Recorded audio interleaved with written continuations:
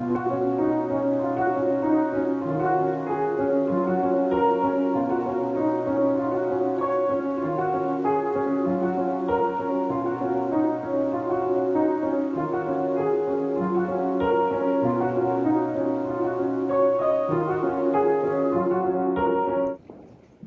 just to provide some background information regarding PACD, PACD works to enhance locally led efforts that support the wise use of the state's natural resources. Over the years, the association has played an integral part in shaping the modern conservation district by providing advocacy, education and training, program coordination, and facilitation to districts and their constituents. PACD is a nonprofit 501c3 organization that receives financial support through dues, state and federal grants, and private and corporate donations. The association started in 1950 and was first incorporated in 1961.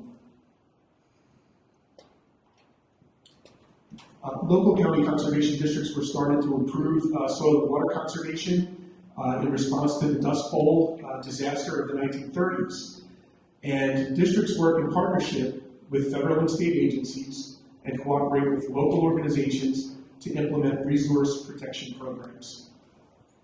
The districts are led by an unpaid board of directors consisting of farmer members, public members, and a member of county government. And typically board meetings are held on a monthly basis.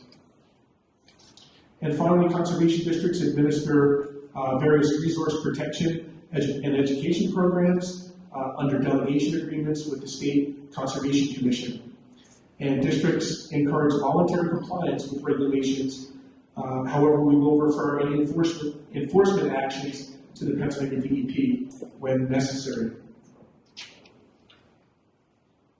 In terms of some of the program activities that county conservation districts are involved with, those programs include, but are not necessarily limited to, the Chapter 102 Erosion and Sediment Control and NPDES permitting program. NPDES stands for National Pollutant Distribution Elimination System, which is a mouthful. Also, in some county conservation districts, the Dirt, Gravel, and Low Volume Road Grant Program. Also, a number of agricultural conservation programs, education and outreach activities, and watershed stewardship related activities. Now, the specific emphasis that any particular county conservation district may place in certain program areas will vary depending upon the county location and the most pressing water and soil conservation related issues in those particular areas. So for example, in northeastern Pennsylvania and western Pennsylvania, many of the county conservation districts will get involved in abandoned mine drainage remediation activities. And that might not necessarily be the case in some of our southeastern PA counties. So the districts can be quite diverse. And so a lot of our discussion during the session this morning will focus upon riparian buffers. So, and I realize that I'm speaking to kind of a diverse audience, so forgive me if some of the information may be kind of preaching to the choir. So it's important to know, what is a riparian buffer?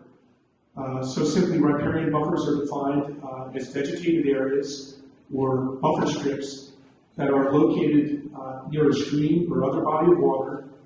Those buffers are usually forested, and the riparian buffers help shade and partially protect the stream from the impact of nearby land uses.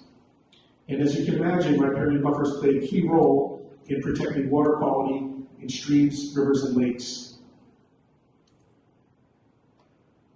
So there's been a significant amount of research that has been conducted on riparian buffers, and I know that much of that research has actually been conducted by Stroud Water Research Center and others.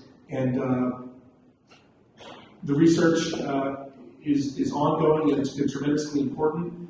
And it's important to note that the research clearly documents that riparian buffers, particularly forested buffers, and those that are located along headwater streams, can deliver tremendous economic, ecological, and other benefits. And some of those benefits include, but may not necessarily be limited to, reducing erosion, filtering sediment, filtering pollution, providing shade for the moderation of water temperatures, providing habitat, storing water, and reducing the impacts of flooding. And so the width of the riparian buffer zone is a key factor in determining both the types and extent of the ecological services that the buffer is able to provide. So for example, buffers that are more narrow in width may be able to provide some degree of stream bank stabilization and providing food for the aquatic food web for aquatic organisms, as well as providing some degree of water temperature and moderation control. However, as the width of the riparian buffer increases, the buffer is able to accomplish additional benefits, including nutrient removal, sediment control, flood control, and wildlife habitat. So in short, the wider the riparian buffer, the more ecological services, both the types of services and the extent of those services, those buffers are typically able to provide. And so as you can imagine, maintaining and restoring buffers has been a key strategy for improving water quality and aquatic habitat in Pennsylvania. Within and along Pennsylvania's approximately 86,000 miles of rivers and streams. And to that effect, the Commonwealth has established a goal of planting 95,000 acres of riparian forest buffers statewide by 2025. In an effort to meet that goal, the Department of Conservation and Natural Resources has developed a concept for what's referred to as a multifunctional riparian forest buffer in an effort to encourage landowners to install and maintain riparian forest buffers. And this multifunctional riparian buffer concept is designed to provide greater flexibility to landowners and provide options for planting some income-producing crops within the riparian zone. And this is just a schematic that was actually taken from the Pennsylvania DCNR Bureau of Forestry site.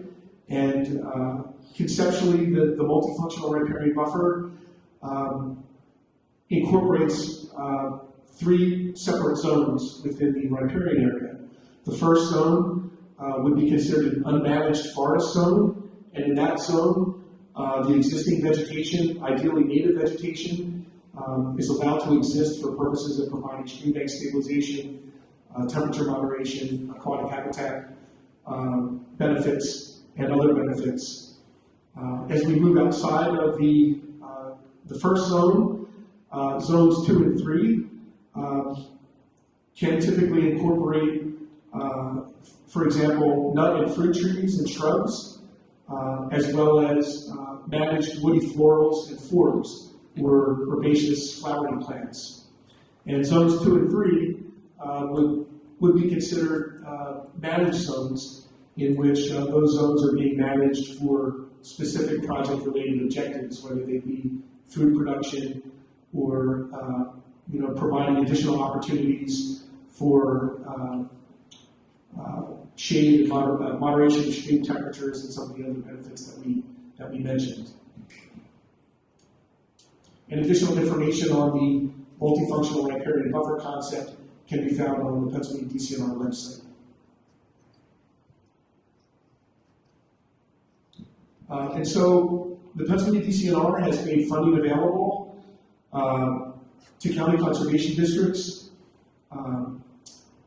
to offer a number of mini-grant programs in which conservation districts have the ability to work with landowners and other constituents in implementing multifunctional and traditional riparian forest buffers. One of those grant programs is the Riparian Buffer Sub-Grant Program for conservation districts. The deadline is June 30th, 2025. And the grant is administered on a first-come, first-served basis, and funding is available up to June 30th, 2025, if funds remain at that time.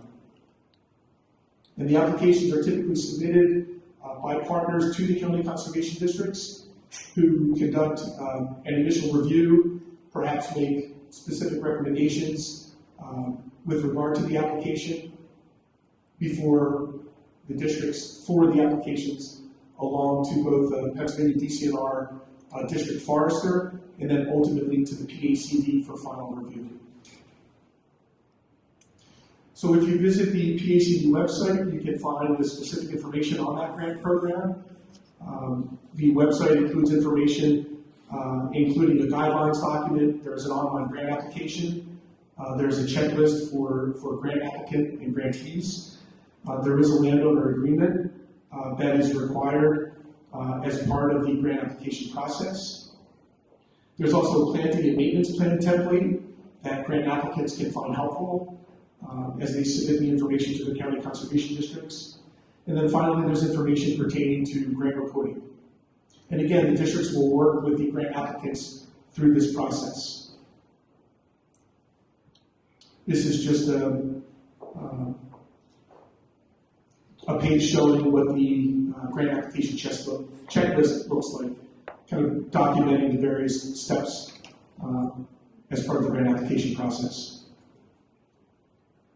And then similar to the Multifunctional Riparian Forest Buffer Grant Program, DCNR has also made funding available to the Pennsylvania Association of Conservation Districts, which has then made funding available to the local county conservation districts to implement the lawn conversion subgrant program.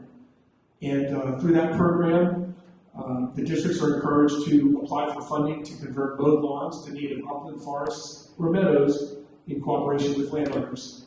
And there has also been a lot of research that has been done that demonstrates that native meadows are very beneficial for purposes of improving and promoting soil infiltration, managing stormwater, providing wildlife habitat benefits, providing habitat for pollinators, also finding that there are recreational benefits associated with incorporating meadow areas on the landscape and a number of other benefits. So there recently has been a significant amount of emphasis in not only establishing riparian forest buffers, but also looking at opportunities to convert turf grass to native meadow.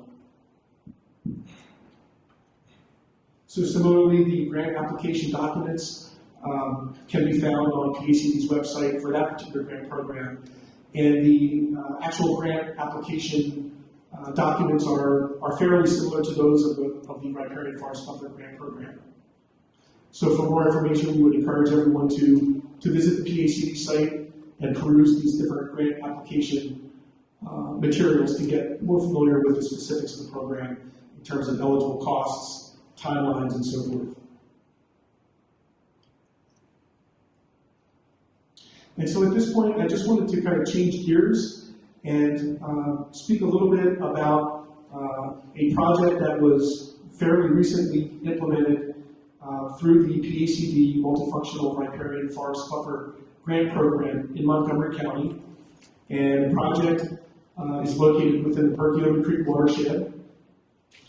And specifically, the project site is located along an unnamed tributary to the Perkiomen that enters the main stem of the Perkiomen in the southern portion of the watershed near Collegeville.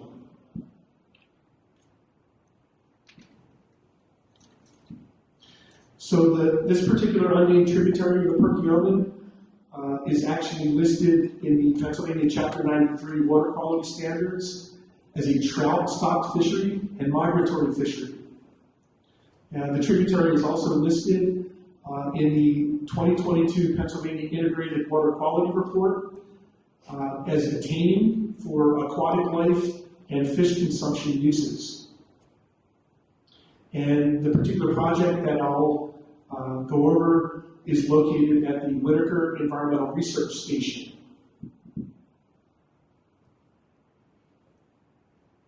And so the Whitaker Environmental Research Station or Center is located on land that is owned and managed by Ursinus College. and the property is under an agricultural easement with Montgomery County. The site is actually situated just northwest of the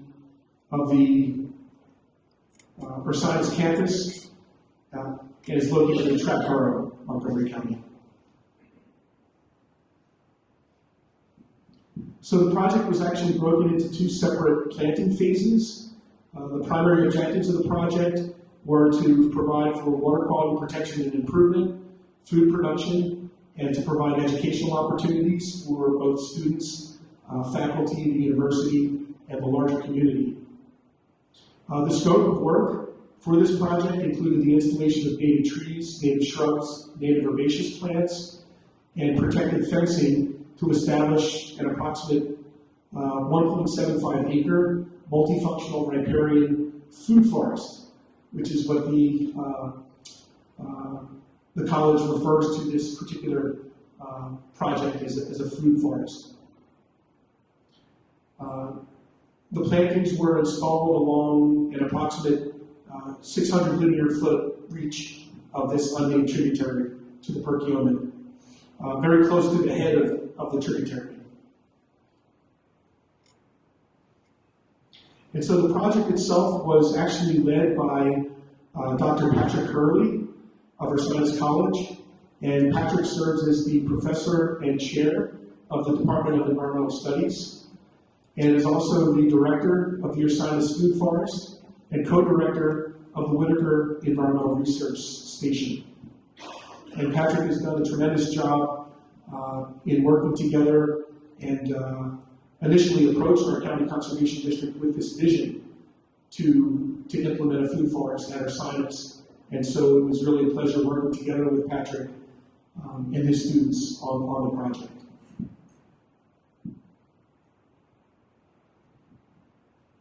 So in terms of some of the site preparation that was implemented in connection with the project, once the specific planting area was identified, a process known as solarization was implemented in order to kill off the existing turf grass in areas that were identified to be planted with the native vegetation.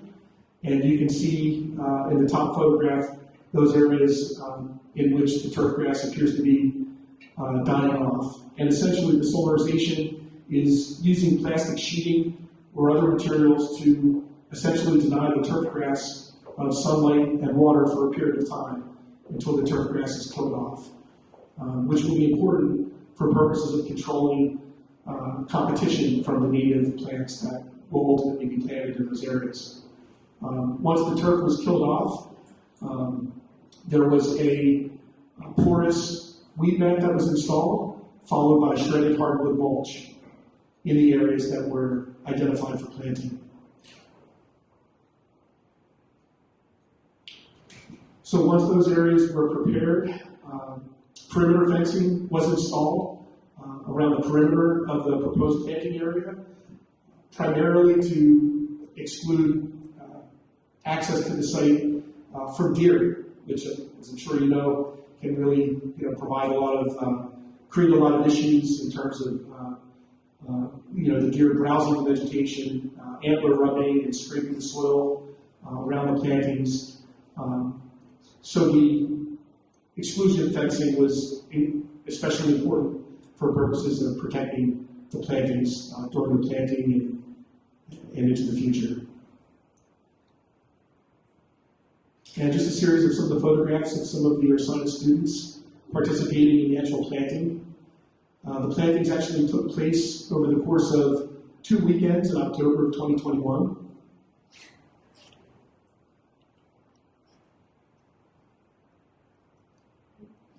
And instruction was provided to the students by both Ursinus College faculty and staff, as well as other trained volunteers. And so the project was an interesting one because it provided opportunities for the students to get actively involved in designing the project, in researching the soil conditions, in selecting the appropriate plant material, that would be established on site, thinking about maintenance practices that would be implemented over the term of the project, and also important aspects of monitoring the plantings following the installation, as well as thinking about ways in which the university and its student body could get involved in education and outreach activities around the project. So there were several highlights that came from the project. I won't read each of these individually. So a number of native trees, shrubs, and herbaceous plants were established. Some of the tree species included pawpaw, as well as American hazelnut. The university was able to actually work through the project despite the COVID pandemic, which was, I'm sure, quite challenging and very impressive to be able to work through that at that time. And then finally, again, the project is providing education and outreach benefits for a number of communities, including the DCNR Master Naturalists, Penn State Extension staff, Penn State Master Gardeners and Master Watershed Stewards, as well as Martha's Community Farm, which is located in Audubon, which subsequently implemented a somewhat similar project on their property.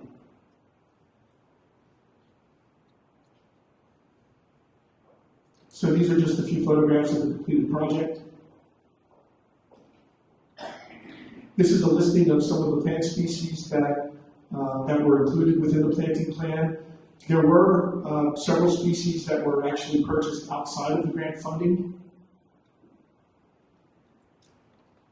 For the most part, these are native trees, shrubs, and herbaceous plants, with the exception of some of the material that was purchased outside of the grant. In terms of the total project cost, altogether with the PACD grant funding, as well as cash and other match that was brought into the project by Ursinus College and its partners, total project cost was just under $80,000, with approximately $17,500 coming from the PACD grant, and the remaining roughly $62,000 in the form of match.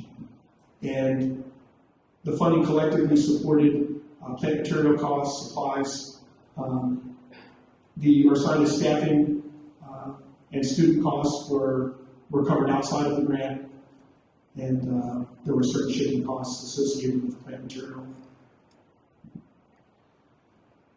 So obviously Ursinus College is very actively involved in both monitoring and maintaining the planting project in cooperation with students and other faculty.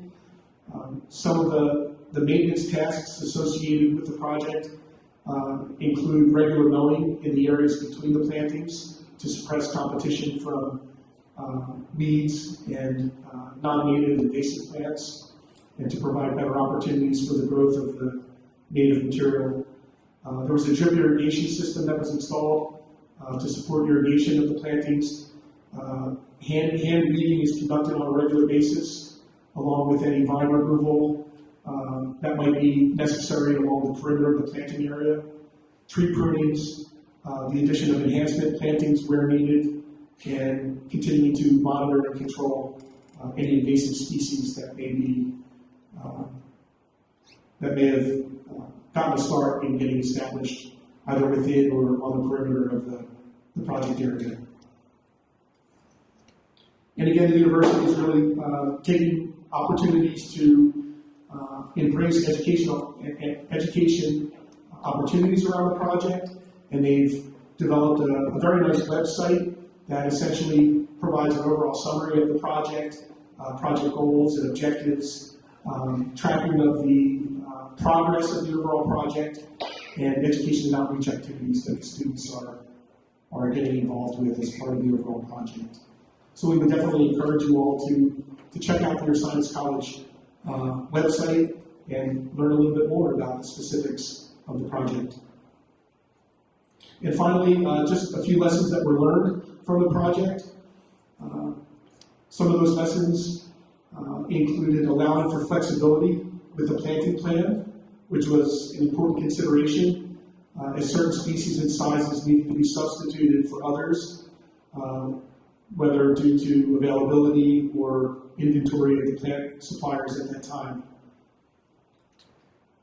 Both short and long-term maintenance needs and interest in adding supplemental plantings over time were important factors that influenced the overall design of the project. And finally, the project provided opportunities for students to gain some excellent hands-on experience with the various aspects of the projects, from design to installation, maintenance, monitoring, and education and outreach. And so at this point, I will turn things over to Ken.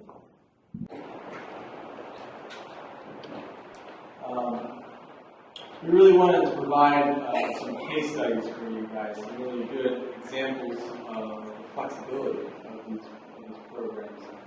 We really can implement these programs in a wide range of diverse spaces. I know Karen with the Delaware County Conservation District, who's the district manager down there, really wanted to participate in this panel today, but she's on the mend. Karen had some great examples as well for public spaces. I'm going to present to you some private property case studies. So we have a multifunctional riparian buffer on an actual agricultural operation, and then a upcoming lawn to meadow conversion on a municipal authority property. It's still private property to wastewater treatment plant. The first example, this is an agricultural operation called the Garden Farm Project. It was actually part of a large-scale stream restoration. It was a PennDOT mitigation project where they were doing some highway work. They had to actually relocate the stream during that highway work, and did this project as part of as a mitigation for that. And in the group being the Conservation District, the Fish and Boat Commission, DEP, we really wanted to incorporate riparian into this restoration project.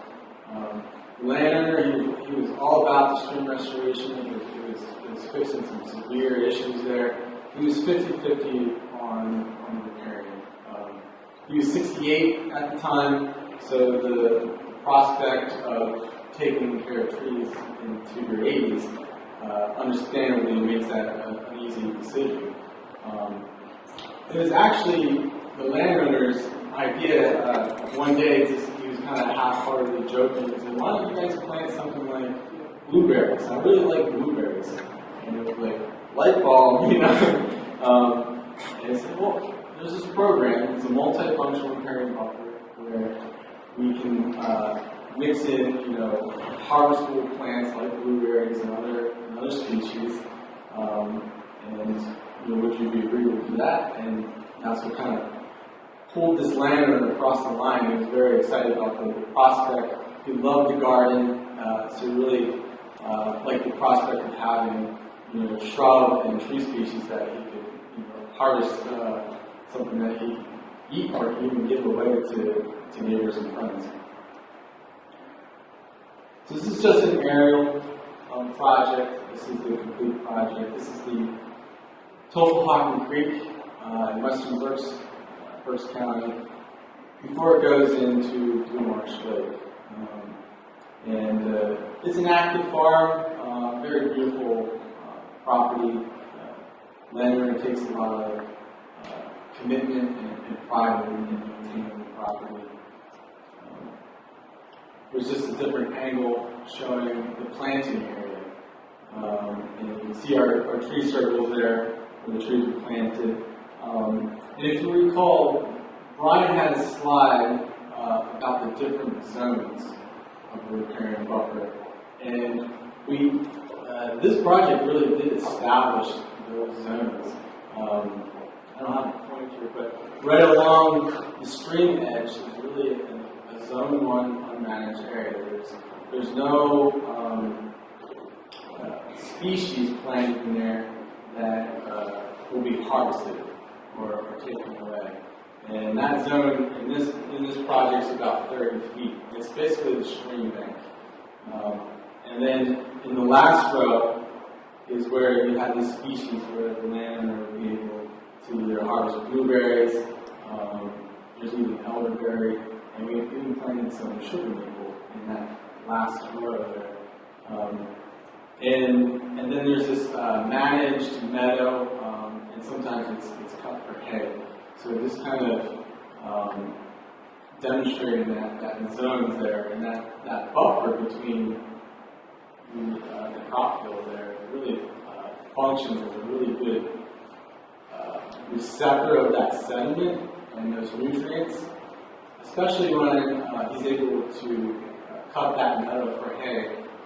He's extracting all those nutrients, taking it out of that riparian area and feeding it to cattle somewhere else.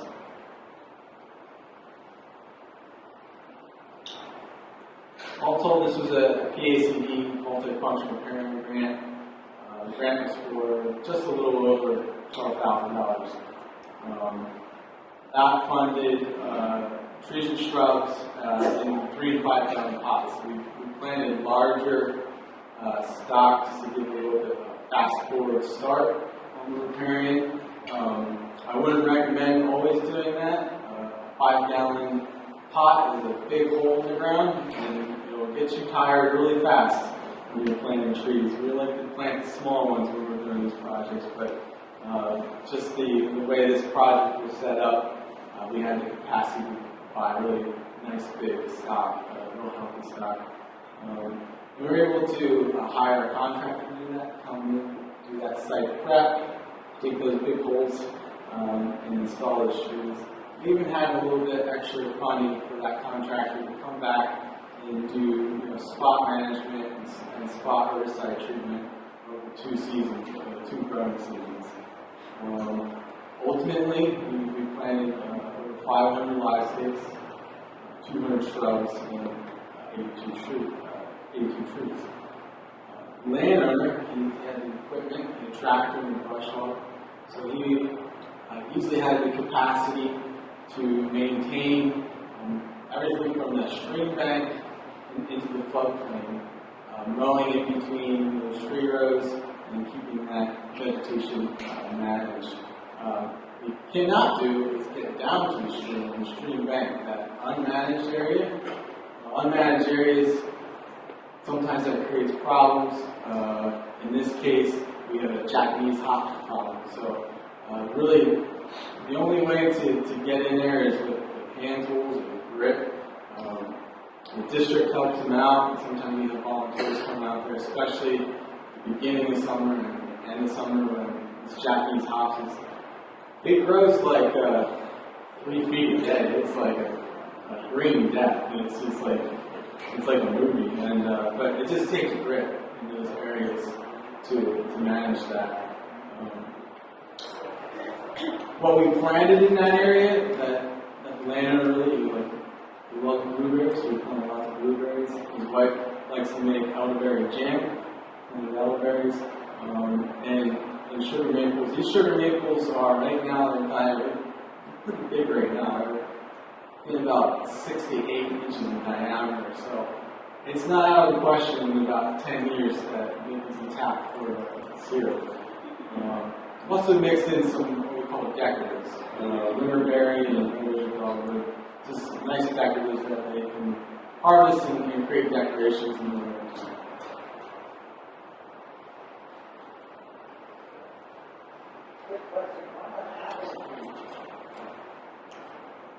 Yeah, it honestly didn't even come up. That's kind of a silly answer, but yeah, you can plant apple trees. Yeah, and in this case, the landowner didn't request it, and we just didn't do it. Yeah, but you can plant apple trees. It's a great tree to add in there.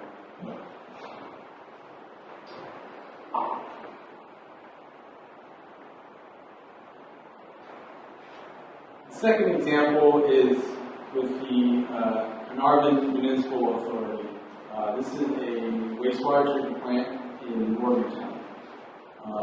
This is actually not in the Schuylkill watershed. Don't beat me up, it's in the Chesapeake Bay. But this is a good example of the lawn to meadow conversion. We hope to get this one moving around very soon. They approached us on this program. We've had a lot of interest in the lawn to meadow conversion program. I probably entertained a phone call on this, 2 or 3 times, every other week, I should say, from landowners. We haven't quite found the right landowner to do this on, other than this Riparian municipal authority. We just had another conversation with the Mountain municipal authority to implement this on Toilet Ground or Park, where it seems to fit the program really nicely. I don't know, we don't advertise this program at all, but we receive a lot of phone calls on it. So if you're the person out there that is promoting this and generating interest, I need to get with you after its presentation and hear what your secret is on promoting this. You're doing a really good job. We do zero promotion on this, and we're getting lots of calls on it. But back to this example, they reached out to us and we looked at the site. They have this mowed lawn behind the plant here that they would like to convert into meadow. There's infrastructure weaving in and out of here, sewer lines, different pipelines that doesn't make it an ideal place to plant trees. And well, it's about 2 acres, 2-acre mowed lawn area. Really nice and convenient. It's fenced in to a rural. Keep the deer out as well. The first thing that we wanted to check into, so when you look at the guidelines for the lawn to meadow conversion, one of the first paragraphs you come to is that these plantings are to occur, they're upland plantings, so to occur outside riparian zones, outside this 300-foot riparian area next to the stream. So clearly you can see in this area, it's right next to the Schuylkill River. This is 300 feet. So if we would exclude that, there would be nothing left. So the first thing we did before even moving an inch forward was contact the PACD and said, hey, we got this project. It's in the riparian area. It's in that 300-foot zone. Is it still eligible?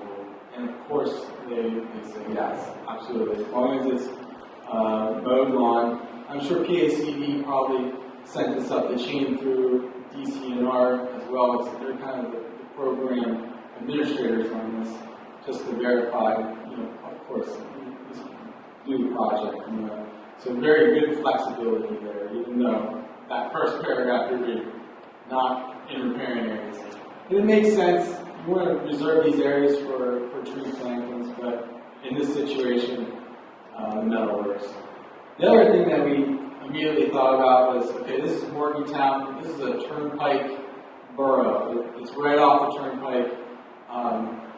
It's going to grow. Does the wastewater treatment plant have plans to expand? Are you going to need to expand? These landowner agreements run 25 years. So you're going to expand in 25 years.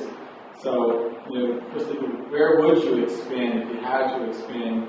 And you kind of identify these areas here as potential expansion areas, which leaves us with 1-acre planting. What we've agreed on is that they're going to still plant the whole 2 acres. But as far as PACD funding and what goes into the grant agreement, it's only going to be that 1 acre, so that they got to expand, that we're not breaking an agreement 15 years from now. So the whole area will still be planted, but only 1 acre will go in that agreement.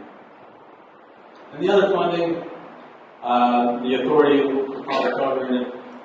If they can't cover, I know the district can pitch in the extra funding. So with this lawn to meadow conversion, when we talk to people, we're taking a lot of considerations, and kind of working down through these considerations when we were on the phone and having conversations with them. I mentioned we've had a lot of landowner conversations where we haven't quite found out the right landowner.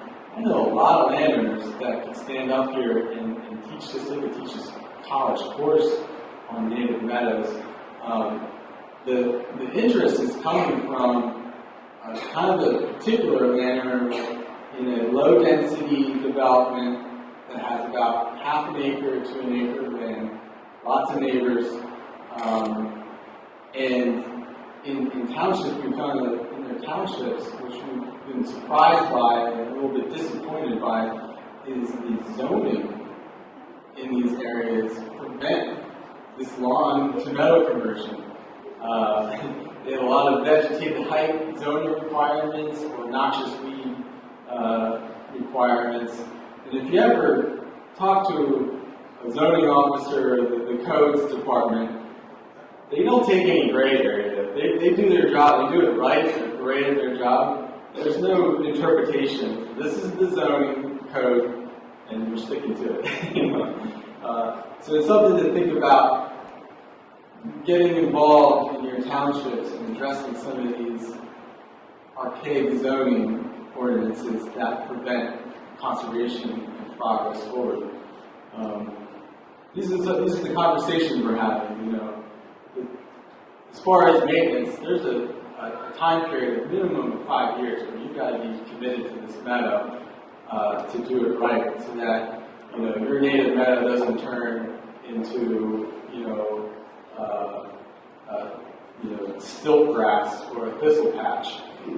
It takes lots of commitment, at least minimum 5 years. You're signing an agreement that's 25 years long. To some people, that's fine. To someone in their 70s, that gives pause. Understandably. There's site prep. Are you going to use herbicide or organic methods? Solarization seems to be a popular way of organic method site prep. There's lots of examples of good organic methods as well. Planting. Are you going to broadcast or roll, or do you want to drill with a seed drill? Automatically, you're into a custom contractor if you want a seed drill. If you ever worked with native seed, it's very light. If you can imagine trying to broadcast cattail seed, it just kind of floats. It doesn't go on the ground like grass seed. But, there's grass seed and then you have wildflower seed, and it's very light and fluffy. So it takes a special planner to do that. Post-plant weed control. Either spot herbicide and mowing is a big deal. 2 to 3 years of mowing. And this is where having the right equipment to do this really comes into play. So the guidance for meadows is you let this meadow grow up to about a foot, and you want to mow it. You want to cut off basically the tops of these emerging weeds, so that you're not creating another legacy weed bed of seed. You're basically preventing it from going to seed. And that allows the natives to kind of compete with those aggressive other weeds and get established over that 2 to 3 year time frame. So not too many people have a mower that can mow vegetation over a foot. Most people just have a riding mower. And imagine if you try to go into this meadow, they would just stop in their tracks.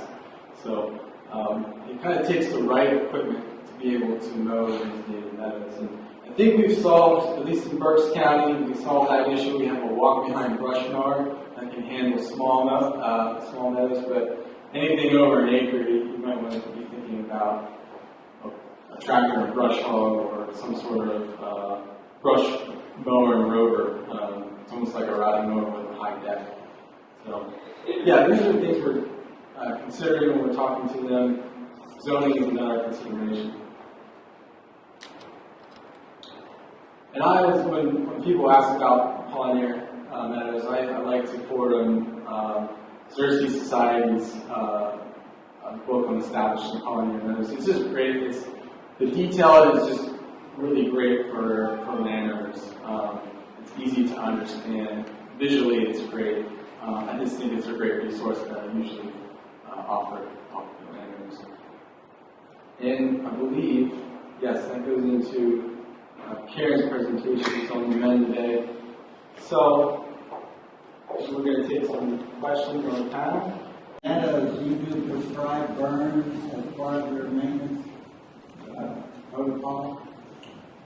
I specifically have not been part of prescribed burning. I think it's a great practice. I mean, I think it needs to be used a lot more.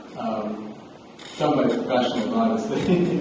But yes, I think that's a great way to maintain meadows and grasslands.